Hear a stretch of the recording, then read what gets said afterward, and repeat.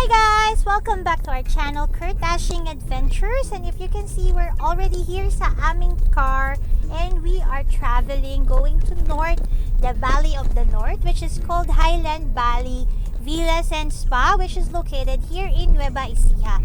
So nandito na kami sa Nueva Ecija. We're just traveling for a few more kilometers, like 25 kilometers away to the resort. And we booked this resort through Facebook kasi we've seen a lot of good reviews about this resort. Na-feature na din siya sa TV program in TV5. And then, aside from that, if you visit the Facebook page ng Highland Valley Resort, makita nyo they have a very nice decoration for the Christmas season. So, we wanted to feel the spirit of Christmas, kaya we wanted to be here and stay overnight sa kanilang resort. Okay? Kasi gusto ko makita yung mga lights and other Christmas decor ng kanilang resort. So, yun. So, we started traveling around past 11 in the morning, and I think it will take us more than 3 hours to reach the resort. So, our ETA right now is at 4:13 and we'll be there in a few minutes. So, when we get there, we'll share to you our experience and of course, yun ding mga different amenities and decorations of the resort. Okay? So, see you there. See you later, guys. Bye.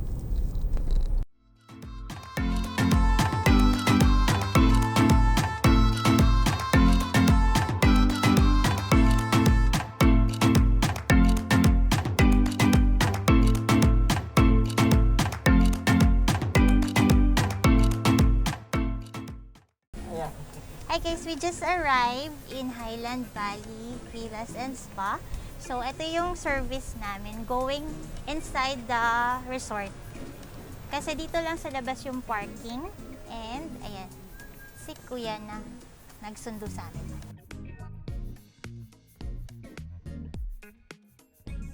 So, this is the sanitation area nila before proceeding dun sa resort mismo. So, after guys ng sanitation area, tsaka tayo papasok sa resort. So, sa sanitation area, kukunin lang yung body temperature mo and then ilalog dun sa logbook nila yung name and your body temperature. Tingnan po. Wow! We have our Santa and this is the lobby area. So, dito tayo mag-check-in.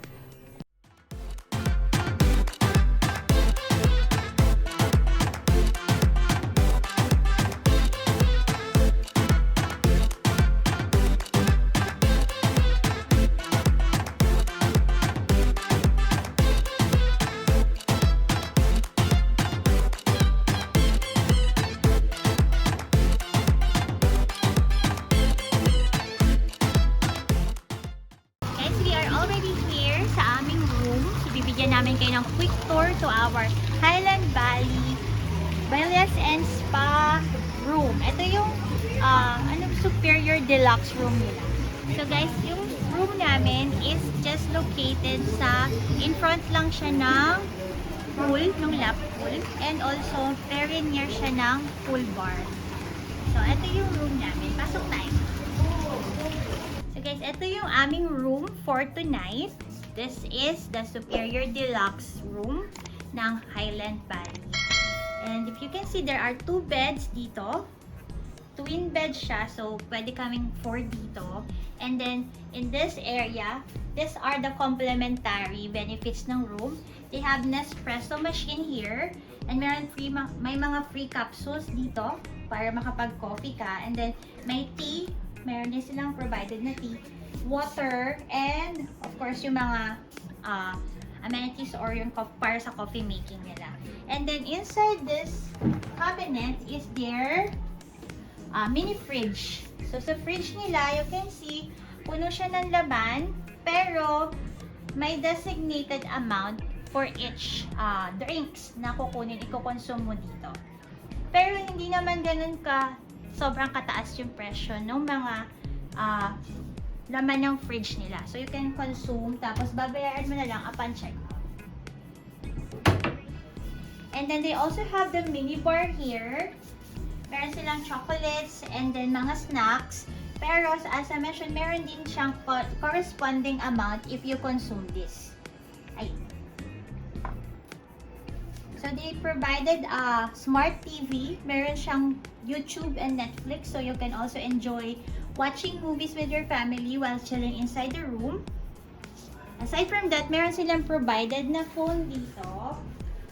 So, pwede mong kontakin yung ang tawag to reception whenever you need help or assistance from them.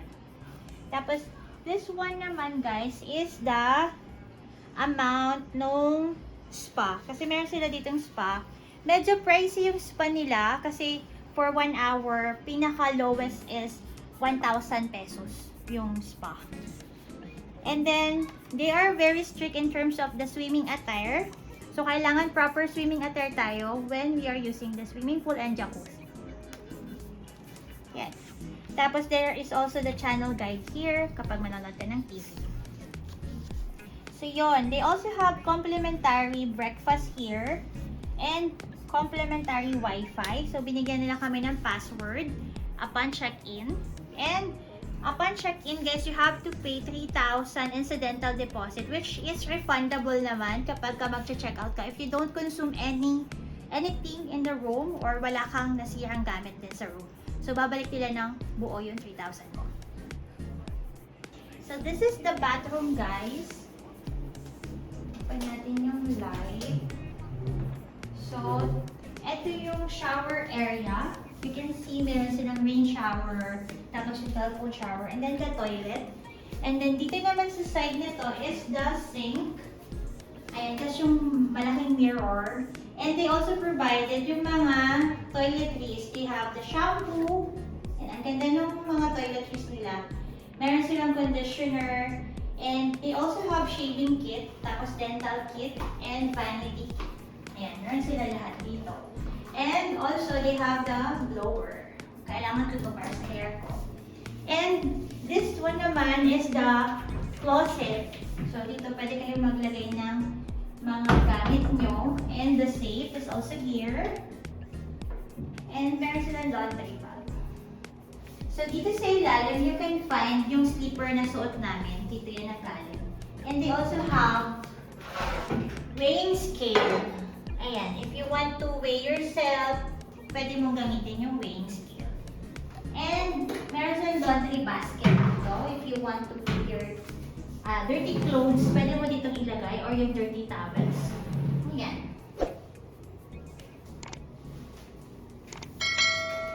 So, that's the bathroom ng Highland Valley. Meron din pala sila provided na towels ayun, sa area na yun.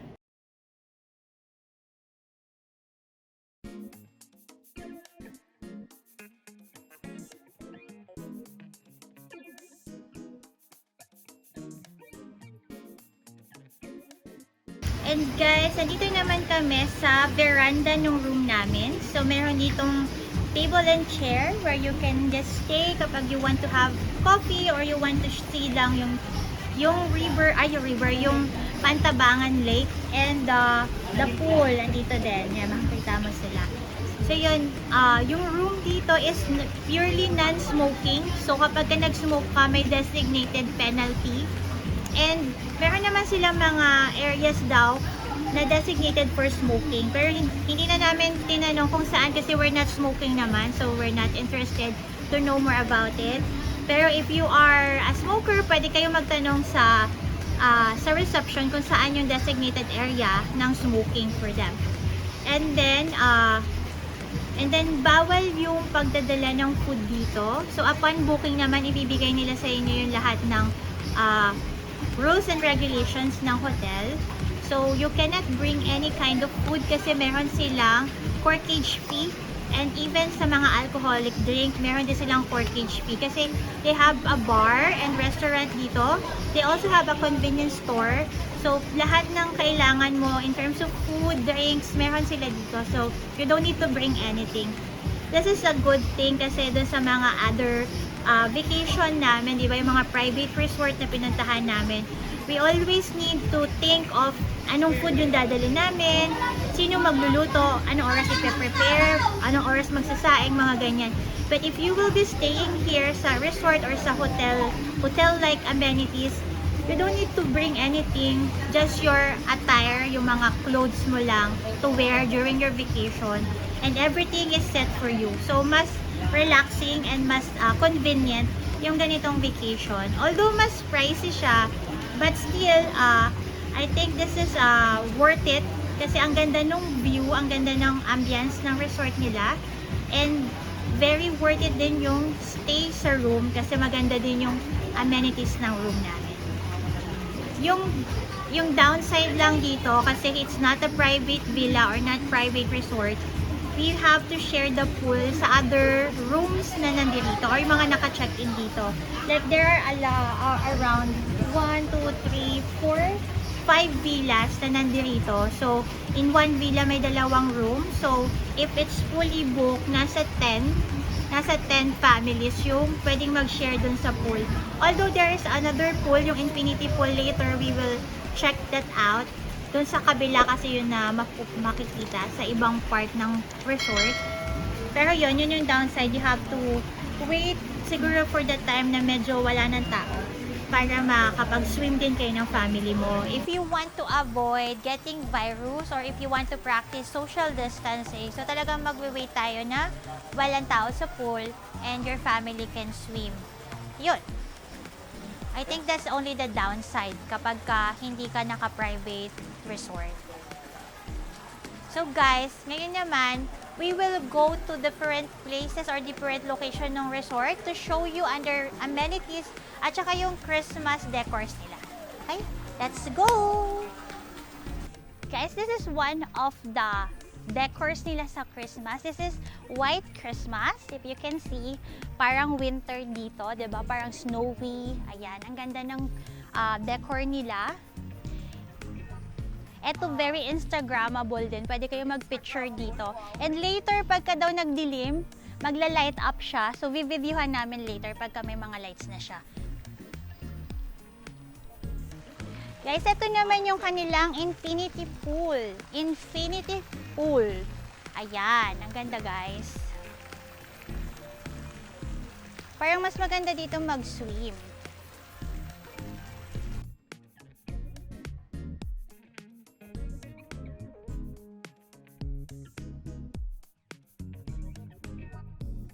Guys, ito yung restaurant. Dito kami later magdi-dinner. This is called Soraya Restaurant.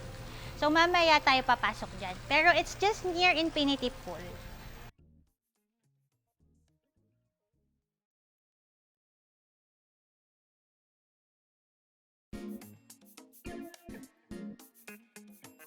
Guys, this is yung they have complimentary hot chocolate and cookies for the guests. Ayan, si Kuya yung nagsaserve.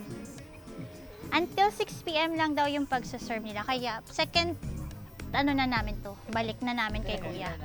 So guys, ito yung hot choco nila. Sobrang sarap nito. And there's also free cookies. Pwede kayong kumuha until 6 PM. Yan.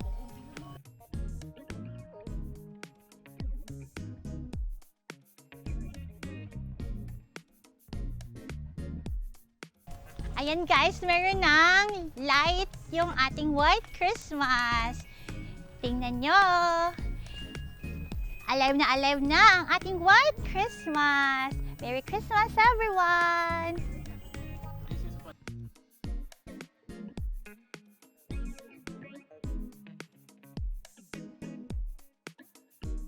So guys, it's naka-light up na lahat ng Christmas decors nila here. And if you can see, this is the reception area. Very Christmassy na yung vibe dito. And we can enter the reception area para makita niyo yung big Christmas tree. Let's go!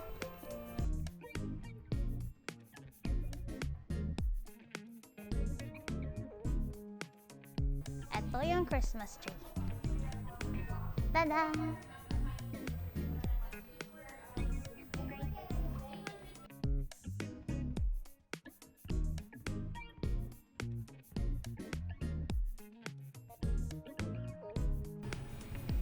So dito naman guys, ito yung kanilang Belen. Sobrang laking Belen, if you can see. Ayan, nandiyan dyan ito yung sabsaban kung saan na pinanganak si Jesus Christ. So very Christmassy kasi they have a life-size Belen here. Nandito lang to malapit sa entrance.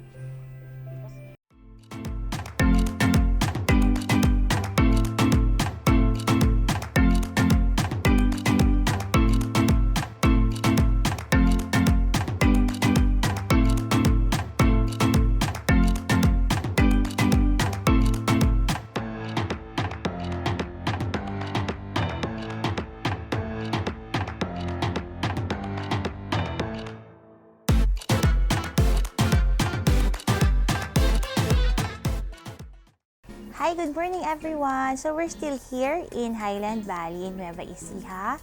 So it's early morning now. We just woke up and went out ng aming room para i-shoot yung video na to. Last night kasi we didn't have the chance to video or vlog yung mga activities namin. So I just wanted to give a brief description ano ba yung ginawa namin after our tour dito sa resort. So when we went back sa room namin, we decided to have our dinner instead sa restaurant. We asked them to set up our dinner sa veranda ng room namin. And they are very quick to respond naman. They had set up our dinner less than an hour. Pati yung food na serve na din nila. And it's very delicious din yung food nila and they have big servings here.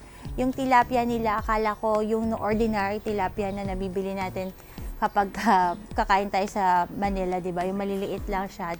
Dito sobrang laki ng tilapia. Parang ganito siya kalaki. And more than pa siya sa family namin, which is family of 4.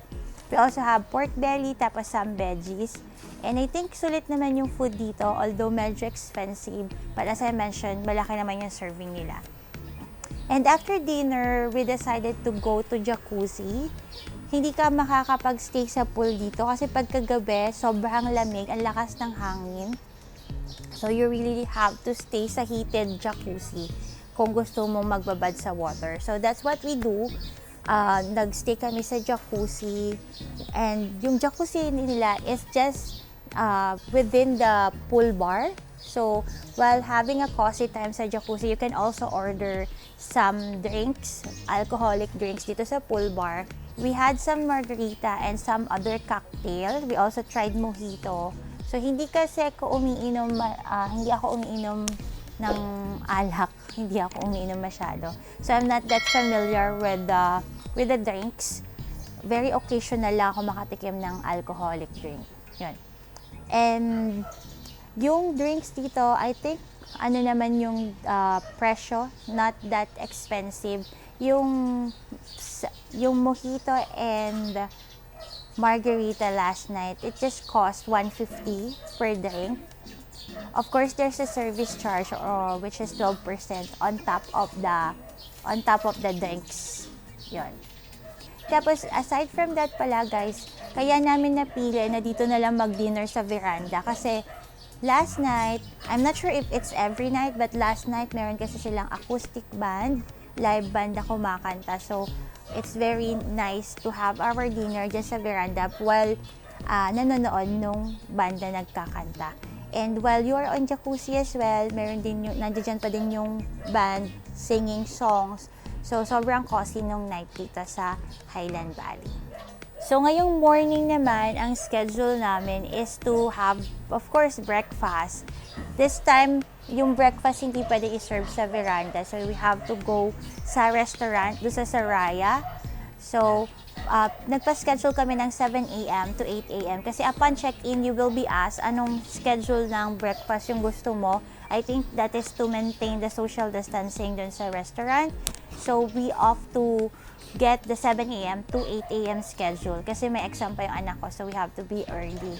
And then afterwards, we'll go swimming dun sa Infinity Pool for siguro quick dip lang kasi ang lamig nga ngayon. And then we have free kayak and balsa. So, itatry din namin afterwards. So, we'll give you some snips of it, yung mga experience namin on those things.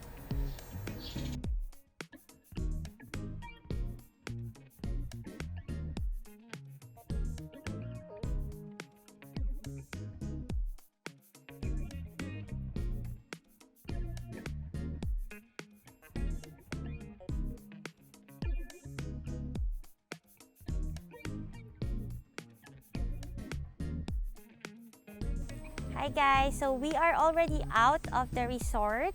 Tapos na kami mag-check out. We weren't able to shoot the video dun sa reception kasi medyo madaming tao and na nag-check out. So we decided na dito na lang since nato pa yung view ng resort. Ayan yung resort sa likod ko. And for our breakfast experience kanina, I can rate the breakfast here in this resort from 1 to 10, siguro mga 7. Why? Because there are very few choices of the food compared to other hotel na napuntahan namin. Meron lang silang few breads, tapos mga omelette, egg station, and then very few lang yung mga choices mo na pagkain. And medyo matigas yung beef tapa. Ayun yung medyo problem doon. But they are serving yung hot chocolate nila. Yun yung pinaka-favorite namin dito. And they also have Spanish bread. Kung ilan kayo doon sa table, they will give you mini Spanish bread for you to taste. Tapos if you like it, pwede ka mag-order for pasalubong. So kami, we ordered yesterday, nag-order na ako ng 1 box, which is 1 dozen. But nung natikman namin yung Spanish bread, it's really masarap, delicious, at saka gustuhan talaga namin, pati ng mga anak ko. So we decided to order another box. So 2 boxes yung iuwi namin. So ang kakaiba pa dun sa breakfast nila guys is they have omelette station or yung egg station. You can make your own filling, kung ano yung filling ng omelette mo. So you can choose from like bacon, ham, they have bell peppers, onions, and other stuffs pa na pwede mong ilagay if you want to put it inside your omelette. Tapos you just have to ask kuya to cook the omelette for you, tapos bibigyan ka ng number and then you'll claim it later. Ang downside lang nung omelette sa akin, medyo mamantika nung naluto yung sa akin. But yung sa husband ko, okay naman yung sa kanya. And they also have soup station wherein lapas batchoy yung soup nila for today. And you can make your own din. They have the soup, tapos yung noodles ikaw na maglalagay together with the toppings ng batchoy. Yun. So, medyo different siya from other hotel na napuntahan namin for that. So, after breakfast, we went to Infinity Pool at saka dun sa jacuzzi ulit. Ang downside is medyo late na nilang binuksan yung jacuzzi and still sobrang lamig pa din ng water. Kaya hindi din namin na-enjoy yung jacuzzi kahit wala pang tao. Kasi we have to request pa sa front desk na i-open nila yung jacuzzi and heat na yung water. So it took a while pa bago mag-warm up yung water. Sa Infinity Pool naman maganda yung view, ang ganda. Tapos kaya lang sobrang lamig din ng water. So very quick lang din yung dip namin doon sa Infinity Pool. And masyadong malalim for me yung Infinity Pool kasi 7 feet yung for adult pool. So kids pool ako nagstay, which is just mga 3 to 4 feet lang siya. So yun lang yung mga activities na nagawa namin. We plan to go sa water activities, yung kayak at saka sa balsa. However, we don't have enough time to do that kasi examination ng anak ko. So, we decided to stay na lang sa room after nung swim sa Infinity Pool and Jacuzzi. So, guys, overall experience namin dito sa Highland Valley Villas Resort and Spa, I can rate it from 1 to 10. I think nasa 9 naman siya.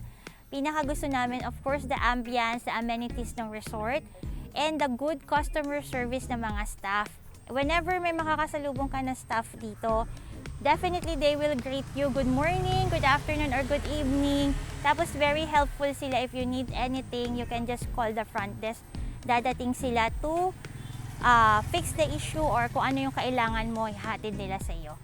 Tapos maganda din kasi yung dinner, pwede niyang ipaset up dun sa veranda. That's a plus point for them. Tapos maganda din yung room namin kasi very near the pool bar at doon sa live band kagabi. So talagang maganda yung experience. Ang downside naman dito sa resort na to is sobrang bagal ng internet connection nila. So if you decide to work from home dito sa resort, medyo mabagal. Dapat you have your own internet. Mabilis yung data namin dito, 5G din yung smart. However, yung mismong provided nila na Wi-Fi is very mabagal, very slow. 2 Mbps lang yung provided nila na Wi-Fi. So, hindi makaka-connect sa Zoom, and then hindi nakaka-connect sa Netflix yung TV. So, yun yung pangit na experience dito sa resort. But overall, siguro kung may enjoy mo naman talaga yung other amenities, definitely maganda yung resort na to. And you can just bring your own Wi-Fi or your data, can use your data para mas mabilis yung internet connection. Tapos yung na-enjoy din namin dito guys, meron silang free cookies and hot chocolate ng afternoon. So while roaming around, pagka babalik kami dun sa area, pwede kami kumuha agad ng hot chocolate at saka ng cookies. So you don't need to pay for merienda kasi meron na silang free merienda technically. So guys, if you like to also book and experience Highland Valley Villas Resort and Spa, kindly check out their link below, their FB page. You can contact them and book one of the villas here. And if you like my video about this resort, don't forget to thumbs up, like, share, and subscribe to our channel, Kurt Ashing Adventures. And see you next adventure, everyone. Goodbye!